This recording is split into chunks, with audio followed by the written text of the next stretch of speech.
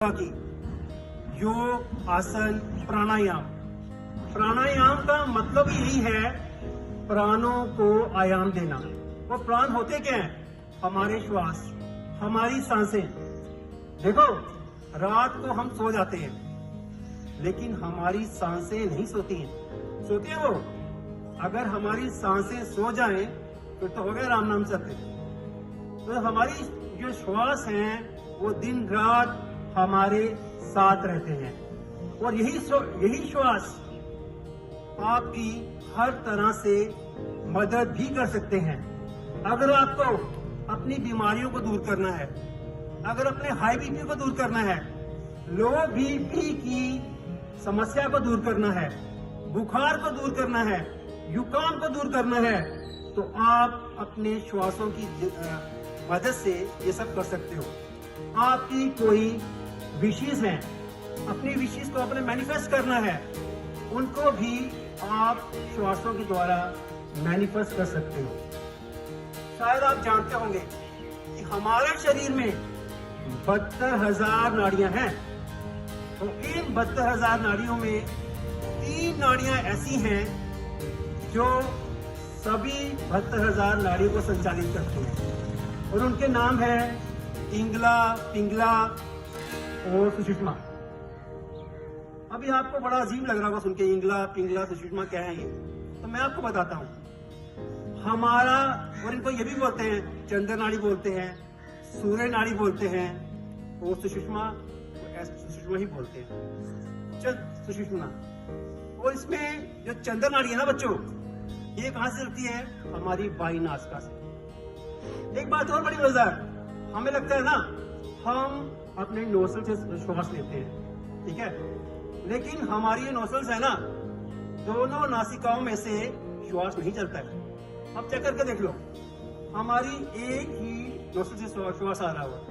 Check कर लो भी आप, दोनों नोस्ट्रल से श्वास नहीं चलता, एक ही नासिका से श्वास चलता है। आप चेक करके भी देख सकते हो।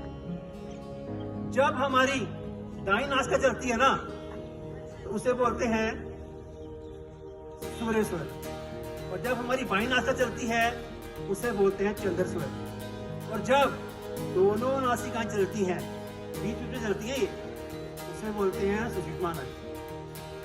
और जब आपको जुकाम हो जाए तो क्या करना है हमने? ये हमारी सूर्य नाड़ी है, ठीक है। इधर से नासिका को बंद करना है और श्वास भरना है, यहीं से श्वास भरना है, यहीं को छोड़ना है। लगातार 10 मिनट आप कीजिए, आपको गर्मी महसूस होना शुरू हो जाएगी।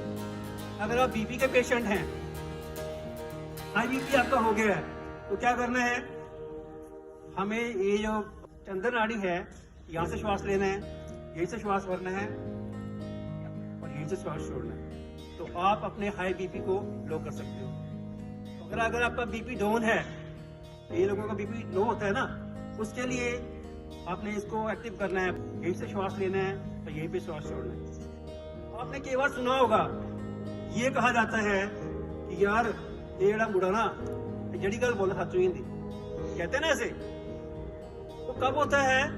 जब हमारी दोनों स्वर चल रहे होते हैं। जब हमारे दोनों स्वर चलते हैं ना, उस समय कहा जाता है कि हमें उस समय मेडिटेशन करनी चाहिए, भगवान का नाम लेना चाहिए और किसी को भी बुरा शब्द मुंह से नहीं निकालना है। अगर आप निकालोगे तो वो सत्य हो जाता है, ऐसा कहा जाता है।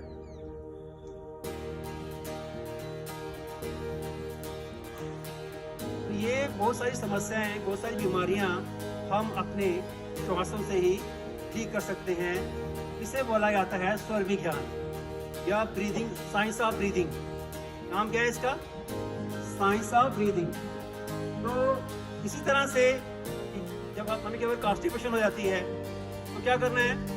अपनी बाईं नासिका को बंद करके अगर टॉयलेट में बैठोगे तो आपको गैस की प्रॉब्लम, आपका पेट जल्दी साफ हो जाएगा। इस तरह की बहुत सारी समस्याओं को हम स्वर विज्ञान से दूर कर सकते हैं। जय हिंद, जय भारत।